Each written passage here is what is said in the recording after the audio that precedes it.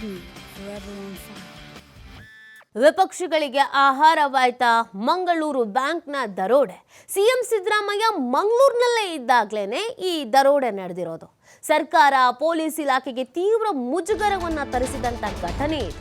CM ಸಿದ್ದರಾಮಯ್ಯಗೆ ಸಂಸದ Brijesh Chowta taunt ಮಾಡಿದ್ದಾರೆ. ಮಂಗಳೂರಿನಲ್ಲಿ ದರೋಡೆ ಅಕ್ರಮ ಚಟುವಟಿಕೆ ರಾಜಾರೋಷವಾಗಿ ನಡೀತಾ ಇದೆ. ಅದರ ಮುಂದುವರೆದ ಭಾಗ ಈ ದರೋಡೆ ಪ್ರಕರಣ. ಗೃಹ ಇಲಾಖೆ ಈ ಪ್ರಕರಣ ಗಂಭೀರವಾಗಿ ಪರಿಗಣಿಸಿ ಸೂಕ್ತ ಕ್ರಮವನ್ನ ಕೈಗೊಳ್ಳಬೇಕು ಅನ್ನೋದನ್ನ ಆಗ್ರಹಿಸ್ತಾ ಇದ್ದಾರೆ. ಸಾಮಾಜಿಕ ಜಾಲತಾಣದ ಮೂಲಕ ಸಂಸದ ಬ್ರಿಜೇಶ್ ಚೌಟ ಆಗ್ರಹಿಸಿದ್ದಾರೆ. ಸೊ ಈ ಪ್ರಕರಣ ಸಹಜವಾಗಿಯೇ ಇಡೀ ಸರ್ಕಾರವನ್ನ, ಗೃಹ ಇಲಾಖೆಯನ್ನ ಎಲ್ಲವನ್ನ ಕೂಡ ಪ್ರಶ್ನೆ ಮಾಡುವಂತ ಪ್ರಕರಣ ಇದೆ. ರಾಜ್ಯದಲ್ಲಿ ಭದ್ರತೆ ಅನ್ನೋದು ಇದ್ದಿದ್ರೆ, ಕಾನೂನು ಸುವ್ಯವಸ್ಥೆ ಅನ್ನೋದು ಇದ್ದಿದ್ರೆ ಈ ರೀತಿಯಾಗಿ ಬ್ಯಾಕ್ ಟು ಬ್ಯಾಕ್ ಬ್ಯಾಂಕ್ನ ದರೋಡೆಗಳು ಆಗ್ತಿತ್ತ. ಸೊ ಅದನ್ನೇ ಈಗ ಬಿಜೆಪಿ ಆಹಾರವಾಗಿ ಬಳಕೆ ಮಾಡ್ಕೊಳ್ತಾ ಇದೆ. ವಿಪಕ್ಷಗಳಿಗೆ ಇದು ಆಹಾರ ಆಗ್ತಾ ಇದೆ. ಸಿಎಂ ಸಿದ್ದರಾಮಯ್ಯನವರು ಮಂಗಳೂರಿನಲ್ಲೇ ಇದ್ದಾಗಲೇ ಈ ದರೋಡೆ ನಡೆದಿರುವಂಥದ್ದು ಸರ್ಕಾರ ಪೊಲೀಸ್ ಇಲಾಖೆಗೆ ತೀವ್ರ ಮುಜುಗರವನ್ನು ಕೂಡ ತರಿಸ್ತಾ ಇದೆ. ಬಿಜೆಪಿಯ ಸಂಸದ ಬ್ರಿಜೇಶ್ ಚೌಟ ಟಾಂಟ್ ಮಾಡಿ ಮಾತನಾಡಿದ್ದಾರೆ. ಮಂಗಳೂರಿನಲ್ಲಿ ಇತ್ತೀಚಿನ ದಿನಗಳಲ್ಲಿ ದರೋಡೆ ಅಕ್ರಮ ಚಟುವಟಿಕೆ ರಾಜಾರೋಷವಾಗಿ ನಡೀತಾ ಇದೆ. ಅದರ ಮುಂದುವರೆದ ಭಾಗ ಈ ದರೋಡೆ ಪ್ರಕರಣ ಅಂತ ಅವರು ಹೇಳ್ತಾ ಇದ್ದಾರೆ. ಗೃಹ ಇಲಾಖೆ ಈ ಪ್ರಕರಣವನ್ನು ಗಂಭೀರವಾಗಿ ಪರಿಗಣಿಸಿ ಸೂಕ್ತವಾದಂಥ ಕ್ರಮವನ್ನ ಕೈಗೊಳ್ಳಲಿ ಸಾಮಾಜಿಕ ಜಾಲತಾಣದ ಮೂಲಕ ಸಂಸದ ಬ್ರಿಜೇಶ್ ಚೌಟ ಆಗ್ರಹಿಸ್ತಾ ಇದ್ದಾರೆ. ಈ ರೀತಿಯಾಗಿ ಆಗಿದ್ದು ಎಷ್ಟು ಮಟ್ಟಿಗೆ ಸರಿ, ಸೂಕ್ತ ರೀತಿಯಾದಂಥ ತನಿಖೆ ಆಗಬೇಕು ಅನ್ನುವಂಥ ಆಗ್ರಹ ಹೆಚ್ಚಾಗ್ತಾ ಇರೋದು. ಬಿಜೆಪಿಗರು ಮಾಡ್ತಾ ಇರುವಂಥ ಪ್ರಶ್ನೆನೇ ಇದು. ಹಾಗಿದ್ರೆ ಗೃಹ ಇಲಾಖೆ ಏನ್ರಿ ಮಾಡ್ತಾ ಇದೆ, ಪೊಲೀಸ್ ಇಲಾಖೆ ಏನ್ರಿ ಮಾಡ್ತಾ ಇದೆ, ಭದ್ರತೆ ಅನ್ನೋದು ಈ ರಾಜ್ಯದಲ್ಲಿ ಇಲ್ವಾ? ಭದ್ರತೆ ಅನ್ನೋದು ಇದ್ದಿದ್ರೆ ಈ ಥರದ ದರೋಡೆ ನಡೀತಾ ಇತ್ತಾ? ಅದು ಕೂಡ ಸಿಎಂ ಮಂಗಳೂರಿನಲ್ಲೇ ಇದ್ದಾರೆ. ಈ ಸಂದರ್ಭದಲ್ಲೇ ರಾಜಾರೋಷವಾಗಿ ಒಂದು ದರೋಡೆ ನಡೆಯುತ್ತೆ ಅಂತ ಅಂದರೆ ಏನದರ ಅರ್ಥ? ಎಷ್ಟರ ಮಟ್ಟಿಗೆ ನಿಮ್ಮ ಕಾನೂನು ಸುವ್ಯವಸ್ಥೆ ಇದೆ ಅನ್ನೋದು ಇದರಲ್ಲಿ ಗೊತ್ತಾಗತ್ತೆ. ಈ ಪ್ರಶ್ನೆಯನ್ನು ಬಿಜೆಪಿಗರು ಮಾಡ್ತಾ ಇದ್ದಾರೆ. ನಿಜವಾಗ್ಲೂ ಇದು ಸರ್ಕಾರವನ್ನು ತೀವ್ರ ಮುಜುಗರಕ್ಕೆ ಈಡು ಮಾಡಿರುವಂಥ ಒಂದು ಪ್ರಕರಣ ಆಗಿದೆ. ಆದಷ್ಟು ಬೇಗ ಆರೋಪಿಗಳನ್ನು ಸೆರೆ ಹಿಡಿಲಿಲ್ಲ ಅಂತ ಅಂದರೆ ಇದು ಮತ್ತಷ್ಟು ಡ್ಯಾಮೇಜ್ ಆಗೋದ್ರಲ್ಲಿ ಡೌಟೇ ಇಲ್ಲ. ವಿಪಕ್ಷದವರು ಈಗ ಆಲ್ರೆಡಿ ಮುಗಿಬೀಳ್ತಾ ಇದ್ದಾರೆ ಕಾಂಗ್ರೆಸ್ನ ವಿರುದ್ಧ. ಅದರ ನಡುವೆ ರಾಜ್ಯದಲ್ಲಿ ಈ ಥರದ ದರೋಡೆಗಳು, ಶೂಟೌಟು ಇದೆಲ್ಲ ನಡೀತಾ ಇರೋದು ನೋಡಿದ್ರೆ ಯಾರಿಗೂ ಭಯ ಭೀತಿ ಅನ್ನೋದಿಲ್ಲ. ಪೊಲೀಸ್ ಇಲಾಖೆ ಅನ್ನೋದಿದೆ, ಶಿಕ್ಷೆ ಆಗತ್ತೆ, ಇದ್ಯಾವುದೂ ಇಲ್ಲ. ಆರಾಮಾಗಿ ಬರ್ತಾರೆ, ಶೂಟ್ ಮಾಡ್ತಾರೆ, ಹಣ ತೆಗೆದುಕೊಂಡು ಹೋಗ್ತಾರೆ, ಆರಾಮಾಗಿ ಬರ್ತಾರೆ, ಗೋಣಿ ಚೀಲ ತರ್ತಾರೆ, ಏನೇನು ಬೇಕು ತುಂಬ್ಕೊತಾರೆ, ಹೋಗ್ತಾರೆ. ಏನಿದು ಸಿನಿಮಾನ ಇದು? ರಾಜ್ಯ ಸರ್ಕಾರ ಎಲ್ಲಿ ಎಡುತ್ತಾ ಇದೆ? ಗೃಹ ಇಲಾಖೆ ಎಲ್ಲಿ ಎಡುತ್ತಾ ಇದೆ? ಗೃಹ ಇಲಾಖೆಯ ಗಮನಕ್ಕೆ ಇದ್ಯಾವುದೂ ಬರೋದೇ ಇಲ್ವಾ? ಯಾಕೆ ಈ ಥರದ ಘಟನೆಗಳು ನಡೀತಾ ಇದೆ? ಪೊಲೀಸರೆಲ್ಲ ಏನು ಮಾಡ್ತಾ ಇದ್ದಾರೆ? ಸಹಜವಾಗಿ ಮೂಡೋ ಪ್ರಶ್ನೆ ಅಲ್ವಾ? ಒಂದು ಬ್ಯಾಂಕ್ಗೆ ನುಗ್ಗಿ ದರೋಡೆ ಮಾಡ್ತಾರೆ ಅಂತ ಹೇಳಿದ್ರೆ ಅಕ್ಕಪಕ್ಕದ ರಾಜ್ಯದಲ್ಲಿ ಇದನ್ನೆಲ್ಲ ನಾವು ಕೇಳ್ತಾ ಇದ್ವಿ, ನೋಡ್ತಾ ಇದ್ವಿ. ನಮ್ಮ ರಾಜ್ಯದಲ್ಲೇ 2 ದಿನದಲ್ಲಿ ಈ ಥರದ್ದು ಘಟನೆಗಳು ನಡೆದಿದೆ ಅಂತ ಅಂದರೆ ಅದು ಕೂಡ ಸಲೀಸಾಗಿ ರಾಜ್ಯವನ್ನು ಬಿಟ್ಟು ಬೇರೆ ರಾಜ್ಯಕ್ಕೆ ಹೋಗೋವರೆಗೂ ಕೂಡ ನಮ್ಮ ಪೊಲೀಸ್ ಇಲಾಖೆ ಗೊತ್ತೇ ಆಗಲ್ಲ ಅದು ಅಂತಂದರೆ ಏನರ್ಥ? ಸಾಕಷ್ಟು ಟೋಲ್ಗಳು ಬರುತ್ತೆ, CC ಕ್ಯಾಮ್ರಾಗಳಿಗಿರುತ್ತೆ, ಭದ್ರತೆ ಇರುತ್ತೆ.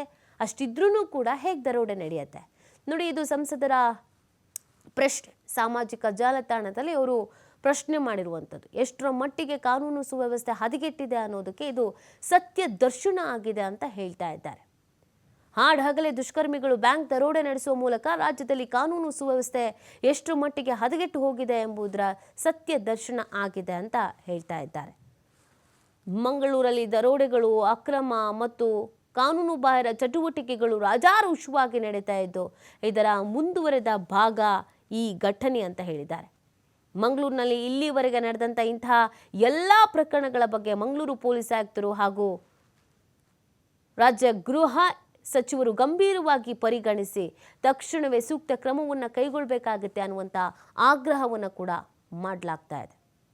ಒಟ್ಟಿನಲ್ಲಿ ಈ ಘಟನೆಗಳನ್ನು, ಈ ಪ್ರಕರಣಗಳನ್ನು ನೋಡ್ತಾ ಇದ್ದಾಗ ನಮ್ಮ ರಾಜ್ಯದಲ್ಲಿ ಕಾನೂನು ಸುವ್ಯವಸ್ಥೆ ಹಾಗಿದ್ರೆ ಹದಗೆಟ್ಟಿದೆಯಾ ಅನ್ನುವಂಥ ಪ್ರಶ್ನೆ ಸಹಜವಾಗಿ ಜನರಲ್ಲೂ ಕೂಡ ಮೂಡುತ್ತೆ. ಈ ಬಗ್ಗೆ ಮತ್ತಷ್ಟು ಮಾಹಿತಿಯನ್ನು ನೀಡ್ತಾರೆ ನಮ್ಮ ಮಂಗಳೂರು ಪ್ರತಿನಿಧಿ ಆದಿತ್ಯ. ಲೈವ್ನಲ್ಲಿ ಜಾಯ್ನ್ ಆಗ್ತಾ ಇದ್ದಾರೆ. ಆದಿತ್ಯ, ನಿಜವಾಗ್ಲೂ ಕೂಡ ಇದು ರಾಜ್ಯದ ಜನತೆ ಒಂದು ರೀತಿಯಾಗಿ ಆತಂಕಕ್ಕೆ ಒಳಗಾಗುವಂಥ ಘಟನೆನೇ. ಯಾಕಂದರೆ ಹಾಡು ಹಗಲೇ ಬ್ಯಾಂಕ್ ಒಳಗೆ ನುಗ್ತಾರೆ, ಚೀಲ ಸಮೇತ ತಂದು ಏನು ಬೇಕೋ ಅದನ್ನೆಲ್ಲ ತುಂಬಿಕೊಂಡು ಎಸ್ಕೇಪ್ ಆಗ್ತಾರೆ. ರಾಜ್ಯವನ್ನು ಬಿಟ್ಟು ಹೋಗೋವರೆಗೂ ಕೂಡ ಅದು ನಮಗೆ ವಿಷಯನೇ ಗೊತ್ತಾಗಲ್ಲ, ತಡೆಯೋದಕ್ಕೂ ಆಗಲ್ಲ ಅಂತ ಹೇಳಿದರೆ, ಹಾಗಿದ್ರೆ ಕಾನೂನು ಸುವ್ಯವಸ್ಥೆ ಎಷ್ಟರ ಮಟ್ಟಿಗೆ ಹದಗೆಟ್ಟಿದೆ ಅಂತ ಆದಿತ್ಯ?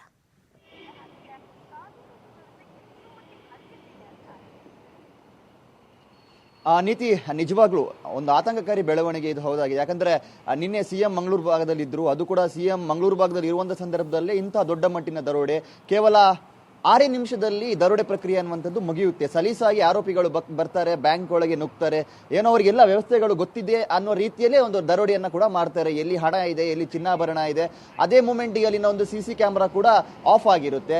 ಮತ್ತು ಸಲೀಸಾಗಿ ಅವರು ಕರ್ನಾಟಕದ ಒಂದು ಗಡಿಯನ್ನ ಕೂಡ ದಾಟಿ ಹೋಗ್ತಾರೆ. ಅಂದ್ರೆ ಮಂಗಳೂರು ಭಾಗದಲ್ಲಿ ಅವರು ಮಂಗಳೂರು ಭಾಗದ ಒಂದು ತಲಪಾಡಿ ಪ್ರದೇಶ, ಅಂದ್ರೆ ಉಳ್ಳಾಳ ಭಾಗದಲ್ಲಿರುವಂತಹ ತಲಪಾಡಿ ಒಂದು ಟೋಲ್ ಗೇಟ್ ಏನಿದೆ ಅದನ್ನ ಸಲೀಸಾಗಿ ಅವರು ದಾಟಿ ಹೋಗ್ತಾರೆ. ಕೇವಲ 10 ರಿಂದ 15 ನಿಮಿಷದೊಳಗೆ ಎಲ್ಲ ಪ್ರಕ್ರಿಯೆಗಳು ಮುಗಿದು ಹೋಗುವಂಥದ್ದು. ಹಾಗಾದ್ರೆ ಕಾನೂನು ಸುವ್ಯವಸ್ಥೆಯ ಮೇಲೆ ಜನರಿಗೆ ಒಂದು ರೀತಿಯ ಒಂದು ಆತಂಕದ ಭಾವನೆ ಮೂಡುವಂಥದ್ದು ಸಹಜ. ಯಾಕಂದ್ರೆ ಇಷ್ಟು ಸುಲಭವಾಗಿ ದರೋಡೆಯನ್ನ ಮಾಡಬಹುದಾ? ಅದು ಕೂಡ 10-12 ಕೋಟಿ ಮೌಲ್ಯದ ಹಣ ಅಲ್ಲ, ಅದು ಚಿನ್ನಾಭರಣ. ಆ ಚಿನ್ನಾಭರಣವನ್ನ ಸಲೀಸಾಗಿ ಇವರು ಗಡಿ ದಾಟಿಸ್ತಾರೆ, ಒಂದು ರಾಜ್ಯದಿಂದ ಇನ್ನೊಂದು ರಾಜ್ಯಕ್ಕೆ ತೆಗೆದುಕೊಂಡು ಹೋಗ್ತಾರೆ. ಪೊಲೀಸ್ ಇಲಾಖೆಗೆ ಈ ಬಗ್ಗೆ ಯಾವುದೇ ರೀತಿಯ ಮಾಹಿತಿ ಬರೋದಿಲ್ಲ. ಇದೆಲ್ಲವೂ ಕೂಡ ಒಂದು ರೀತಿ ಜನರಲ್ಲಿ ಒಂದು ವಿಶ್ವಾಸವನ್ನ ದೂರ ಮಾಡುವಂತಹ ಒಂದು ವಿಚಾರಗಳು. ಮತ್ತೆ ಸಿಎಂ ಕಾರ್ಯಕ್ರಮ ಇದ್ರೂ ಕೂಡ ಸಂಪೂರ್ಣವಾಗಿ ಪೊಲೀಸ್ ಇಲಾಖೆ ಏನಿದೆ ಆ ಸಿಎಂ ಕಾರ್ಯಕ್ರಮದ ಮೇಲೆ ಅವರ ನಿಗಾವನ್ನ ಇಟ್ಟಿದ್ರು. ಮಂಗಳೂರಿನ ಬಹುತೇಕ ಎಲ್ಲ ಪೊಲೀಸ್ ಠಾಣಾ ವ್ಯಾಪ್ತಿಯ ಹಿರಿಯ ಅಧಿಕಾರಿಗಳು ಕೂಡ ಅಲ್ಲೇ ಇದ್ರು. ಈ ಘಟನೆ ಗೊತ್ತಾಗ್ತಾ ಇದ್ದಂತೆ ಅವರ ಕಾರ್ಯಕ್ರಮವನ್ನ ಬಿಟ್ಟು ಅಲ್ಲಿ ಬಂದರೂ ಕೂಡ ಆ ಸಮಯ ಅನ್ನುವಂಥದ್ದು ಮೀರಿ ಹೋಗಿರುತ್ತೆ. ಇದು ಕೂಡ ಎಲ್ಲೋ ಒಂದು ಕಡೆ ಒಂದು ಬ್ಯಾಡ್ ಎಕ್ಸಾಂಪಲ್ ಆಗಿ ಸೆಟ್ ಆಗಬಹುದು ಅನ್ನುವಂಥ ಚರ್ಚೆಗಳು ಕೂಡ ನಡೀತಾ ಇದೆ. ಇನ್ನೊಂದು ಕಡೆಯಿಂದ ವಿಪಕ್ಷಗಳು ಕೂಡ ಇದನ್ನ ರಾಜಕೀಯ ಅಸ್ತ್ರ ಬಳಸಿಕೊಳ್ತಾ ಇದೆ. ಆ ಸಿಎಂ ಇರುವಂತ ನಗರದಲ್ಲೇ ಈ ರೀತಿ ಹಗಲು ದರೋಡೆ ನಡೆಯುತ್ತೆ ಅಂದ್ರೆ ಆ ಪೊಲೀಸ್ ಇಲಾಖೆಯ ಒಂದು ಕಾರ್ಯವೈಖರಿ, ಕಾನೂನು ಸುವ್ಯವಸ್ಥೆ ಅನ್ನುವಂಥದ್ದು ಎಲ್ಲಿಗೆ ಬಂದು ನಿಂತಿದೆ? ಈ ರೀತಿಯ ಪ್ರಶ್ನೆಗಳೆಲ್ಲ ಮೂಡ್ತಾ ಇದೆ. ಮತ್ತು ಈ ಒಂದು ಘಟನೆಯಿಂದ ಕೇವಲ ಕೋಟೆಕಾರ್ನ ಒಂದು ವ್ಯವಸಾಯ ಸಹಕಾರಿ ಸಂಘ ಏನಿದೆ ಇದಕ್ಕೆ ಮಾತ್ರ ಇದು ಎಕ್ಸಾಂಪಲ್ ಅಲ್ಲ. ಇನ್ನು ಮುಂದಕ್ಕೂ ಕೂಡ ಎಲ್ರಿಗೂ ಕೂಡ ಇದೊಂದು ಎಚ್ಚರಿಕೆಯ ಕರೆಗಂಟೆ ಆಗಬೇಕು. ರಾಷ್ಟ್ರೀಯ ಬ್ಯಾಂಕ್ಗಳನ್ನ ಹೊರತುಪಡಿಸಿ ಮಂಗಳೂರು ಭಾಗದಲ್ಲಿರುವಂತಹ ಬಹುತೇಕ ಎಲ್ಲಾ ಸಹಕಾರಿ ಬ್ಯಾಂಕ್ಗಳು ಏನಿದೆ ಆ ಎಲ್ಲದರ ಪರಿಸ್ಥಿತಿ ಕೂಡ ಇದೇ ತರ ಇದೆ ನೀತಿ. ಯಾಕಂದ್ರೆ ಭದ್ರತಾ ವೈಫಲ್ಯದಲ್ಲಿ ಇವರು ಕಾಂಪ್ರಮೈಸ್ ಮಾಡ್ಕೋಬಾರ್ದು. ಮುಂದಕ್ಕಾದ್ರೂ ಆ CC ಕ್ಯಾಮೆರಾದ ವ್ಯವಸ್ಥೆಗಳಾಗಿರಬಹುದು, ಮತ್ತು ಸೆಕ್ಯೂರಿಟಿ ಗಾರ್ಡ್ ಅನ್ನ ನಿಯೋಜನೆ ಮಾಡುವಂತದ್ದಾಗಬಹುದು, ಮತ್ತು ಸೈರನ್ಗಳ ವ್ಯವಸ್ಥೆ. ಈ ತರ ಒಂದು ದರೋಡೆ ಆದರೂ ಕೂಡ ನಿನ್ನೆ ಆ ಬ್ಯಾಂಕ್ ನಲ್ಲಿ ಸೈರನ್ ಆಗ್ಲಿಲ್ಲ, CC ಕ್ಯಾಮೆರಾ ವರ್ಕ್ ಆಗ್ತಾ ಇರಲಿಲ್ಲ, ಸೆಕ್ಯೂರಿಟಿ ಗಾರ್ಡ್ ಇರಲಿಲ್ಲ. ಭದ್ರತಾ ವೈಫಲ್ಯ ಸಂಪೂರ್ಣವಾಗಿ ಅಲ್ಲಿ ಕಾಣಿಸಿತ್ತು. ಮತ್ತು ಜನರ ಮಾತು ಏನು ಅಂದ್ರೆ ಮಂಗಳೂರು ಭಾಗದ ಅನೇಕ ವ್ಯವಸಾಯ ಸಹಕಾರಿ ಬ್ಯಾಂಕ್ಗಳೇನಿದೆ ಇದರ ಪರಿಸ್ಥಿತಿ ಇದೆ. ಅಂದ್ರೆ ಅವರ ತಲೆಯಲ್ಲಿ ಏನಿರುತ್ತೆ ಅಂದ್ರೆ ನಮ್ಮ ವ್ಯಾಪ್ತಿ ಬಹಳ ಚಿಕ್ಕದು, ನಾವೊಂದಿಷ್ಟು ಸೀಮಿತ ಪ್ರದೇಶಕ್ಕೆ ಮಾತ್ರ ಇರುವಂತದ್ದು ನಮ್ಮ ಕಾರ್ಯ ಅನ್ನುವಂತ ಚಿಂತನೆಯಲ್ಲಿ ಇರ್ತಾರೆ. ಆದ್ರೆ ಇದನ್ನೇ ದರೋಡೆಕೋರರು ಇನ್ನು ಮುಂದೆ ಕೂಡ ಟಾರ್ಗೆಟ್ ಮಾಡುವಂತ ಸಾಧ್ಯತೆಗಳು ಇದೆ. ಮತ್ತು ಇಂತಹ ಸಹಕಾರಿ ಬ್ಯಾಂಕ್ಗಳಲ್ಲಿ ಬಹುತೇಕ ಎಲ್ಲರೂ ಕೂಡ ಮಹಿಳಾ ಸಿಬ್ಬಂದಿಗಳೇ ಆಗಿರ್ತಾರೆ. ನಿನ್ನೆ ಕೋಟೆಕಾರು ಬ್ಯಾಂಕ್ ನಲ್ಲೂ ಕೂಡ ಮಹಿಳಾ ಸಿಬ್ಬಂದಿಗಳೇ ಹೆಚ್ಚಿನ ಪ್ರಮಾಣದಲ್ಲಿದ್ರು. ಮುಂದಕ್ಕೆ ಇದೊಂದು ಎಚ್ಚರಿಕೆ ಆಗಬೇಕು. ಎಲ್ಲಾ ಬ್ಯಾಂಕ್ಗಳ ಒಂದು ರಕ್ಷಣಾ ವ್ಯವಸ್ಥೆಯಲ್ಲಿ ಬದಲಾವಣೆ ಆಗಬೇಕಾಗಿದೆ ನೀತಿ. ಆದಿತ್ಯ, ಈಗಾಗಲೇ ಈ 5 ದರೋಡೆಕೋರರ ಬಗ್ಗೆ ಏನಾದರೂ ಮಾಹಿತಿ ಸುಳಿವು ಅನ್ನೋದು ಸಿಕ್ಕಿದ್ಯಾ? ಯಾಕಂದ್ರೆ ಬ್ಯಾಂಕ್ನಲ್ಲಿ CCTVನೂ ಕೆಟ್ಟೋಗಿತ್ತು ಅಂತ ಹೇಳ್ತಾ ಇದ್ದೀರಾ. ಸೊ ಹೀಗಿರ್ಬೇಕಾದ್ರೆ ಅವರ ಸುಳಿವು, ಅವರ ಜಾಡು, ಈ ಬಗ್ಗೆ ಹೆಂಗ್ ತನಿಖೆ ನಡೀತಾ ಇದೆ? ವಿಶೇಷವಾದಂಥ ತಂಡ ರಚನೆ ಆಗಿದ್ದಾಗಿರ್ಬೋದು, ಅದ್ರ ಬಗ್ಗೆ ಏನಾದರೂ ಮಾಹಿತಿ ಇದೆಯಾ?